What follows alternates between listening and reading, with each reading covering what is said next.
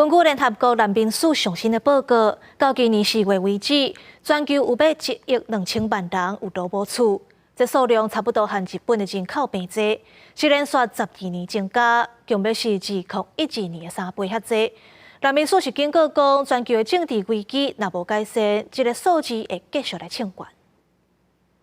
这台船细细台啊，顶头载着上百人，西班牙海岸警卫队伫咧大加那利群岛附近的海峡抓到这只难民船。不过这只是难民问题的一小部分而已。联合国难民署伫咧13公布上新的报告，到今年4月底，全世界总共有要甲1亿2,000万人入票离开家园，差不多是一个日本全国的人口。Most regrettably, it is the 12th consecutive year in which this figure goes up.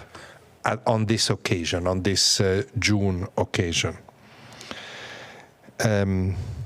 Conflict remains a very, very big driver of displacement. 2023年，因为冲突、暴力、迫害等问题，增加880万的人变做难民。目前，全世界69个人内面就有1个人被迫离开家园，占全世界总人口的1.5%，差不多是2012年的3倍。原因是来自一直变化的新危机，也有长期以来拢存在危机，一直拢无解决。自过去阿富汗、叙利亚到即卖乌克兰加巴勒斯坦。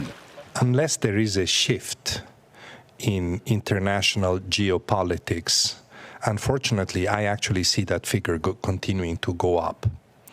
Maybe not significantly if we're lucky and we have no new conflicts, but even the non-resolution of the old ones means that, also refugees increase in numbers. 另外，气候变迁也影响人口的流动，并且引发冲突。2023年有770万人受到气候灾难的影响，被迫离开家园。联合国难民署估计，今年前4个月，全世界被迫离开家园的人数，每个月已要加上100万人的速度在咧增加，而且全世界有要加75%的难民是住伫咧中价所入的国家。公司新闻，张伟林编写。